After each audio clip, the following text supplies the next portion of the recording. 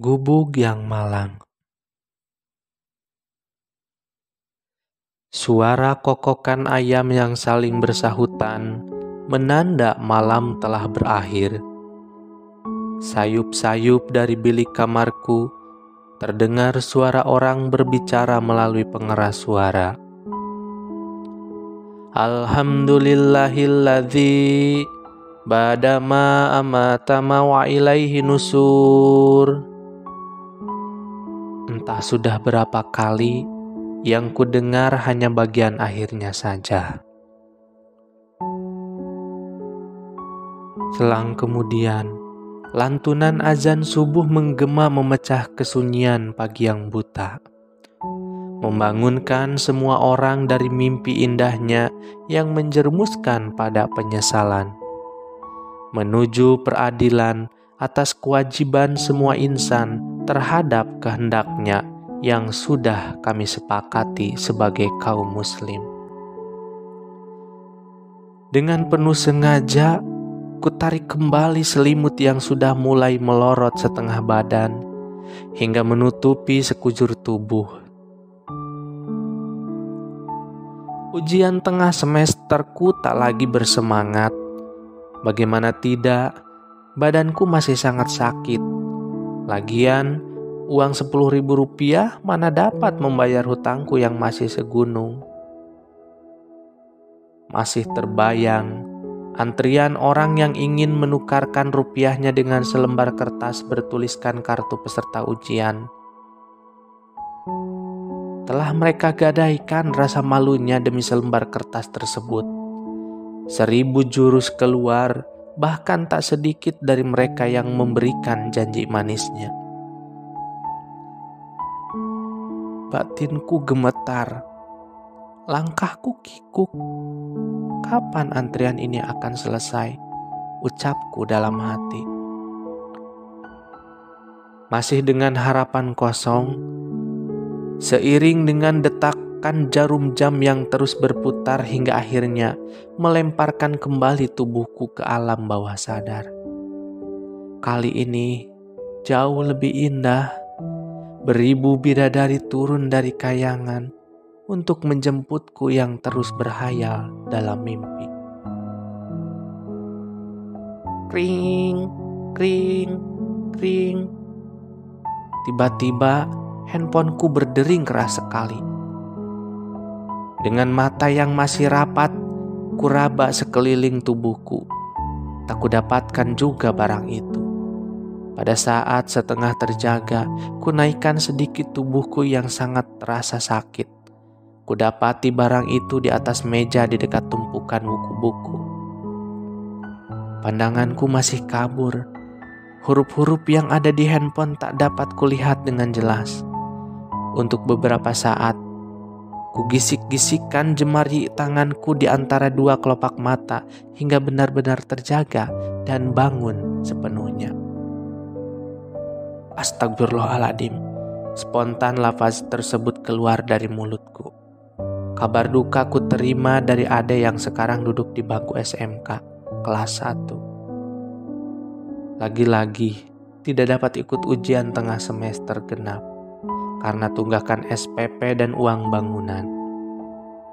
Segera kusibahkan selimut yang masih melilit di tubuhku. Dengan menahan rasa sakit pada tubuh, mulai kulangkahkan kaki menuju ruang tengah. Kudapati ibu yang sedang menggendong Derida sambil menyisir rambut kedua adikku yang akan berangkat ke sekolah dasar. Tak tega rasanya ku sampaikan kabar ini. Namun bagaimanapun, ibu dan ayah harus tahu.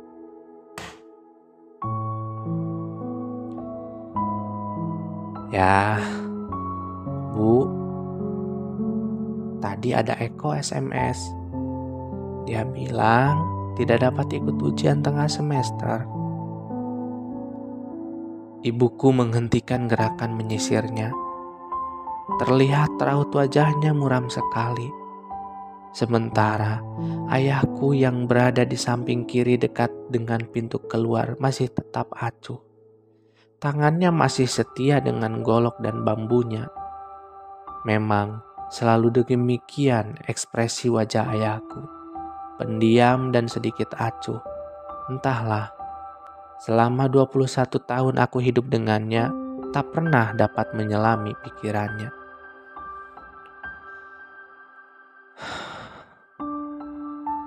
Menurutmu bagaimana, Gi? Ibuku mengembalikan pertanyaanku. Tak ada pilihan lain. Haruslah ada yang datang ke sekolahan Eko, Bu, jawabku dengan tegas.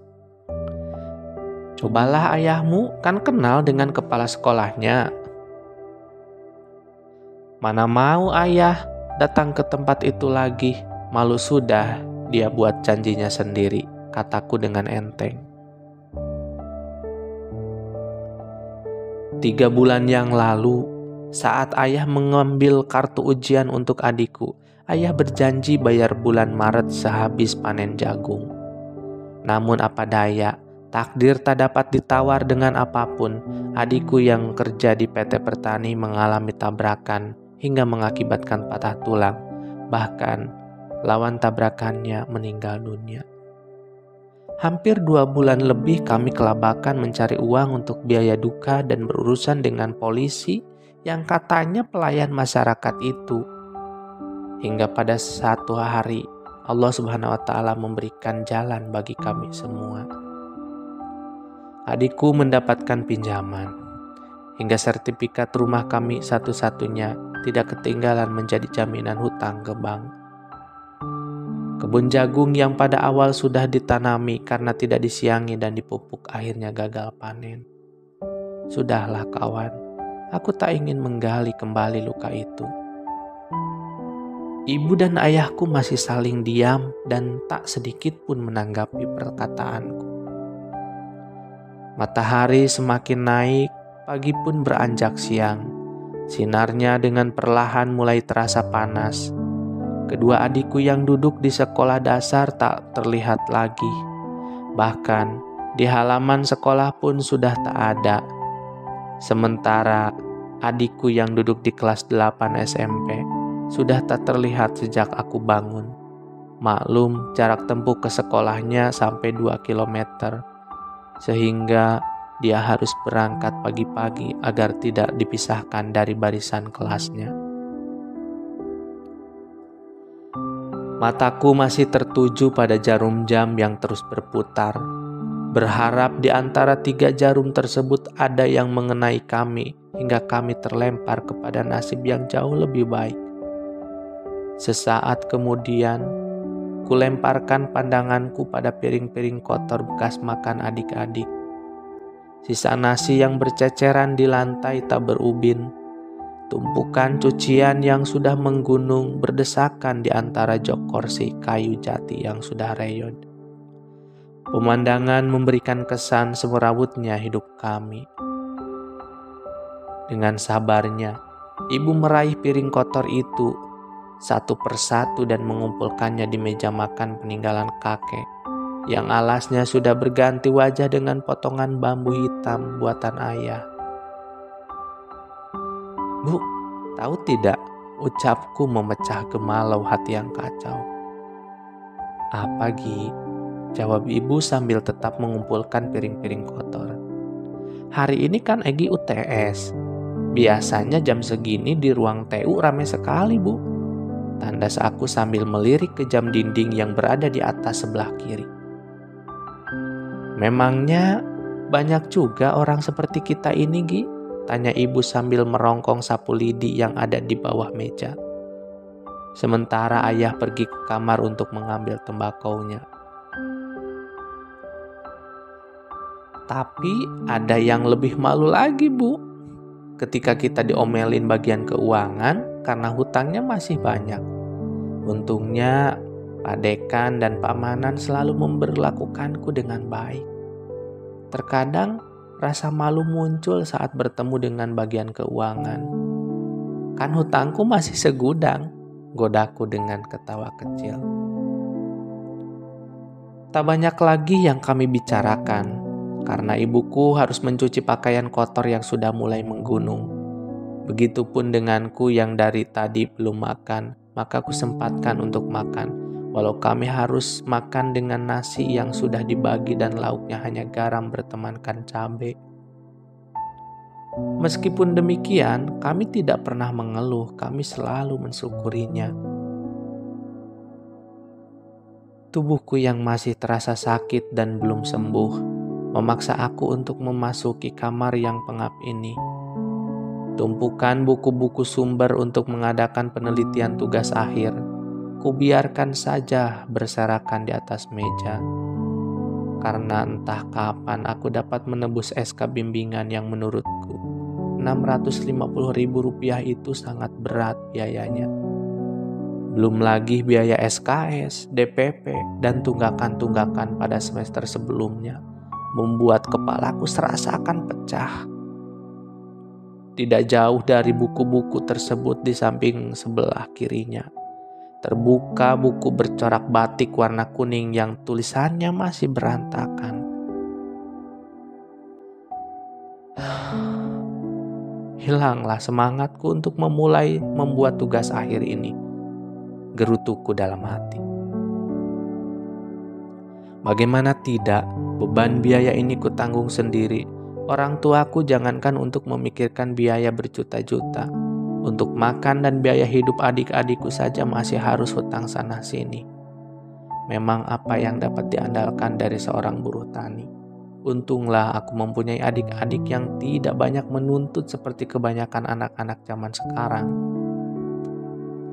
Perlahan ku hampiri tulisan yang belum selesai tersebut. Tulisan pada akhir paragrafku terlihat agak berbeda. Banyak sekali coretan yang salah. Mulai kuraih bolpoin yang isinya tinggal setengah itu. Sudah hampir 1 jam, rupanya aku membolak-balik bolpoin tersebut tanpa satu huruf pun yang aku goreskan pada kertas di hadapanku. Pikiranku semakin kalut ketika teman-temanku banyak yang menanyakan siapa dosen pembimbing dan kapan jadwal bimbingannya. Satu kalimat yang aku sempat sampaikan pada teman-temanku. Semoga kalian sukses dan insya Allah aku akan menyusul.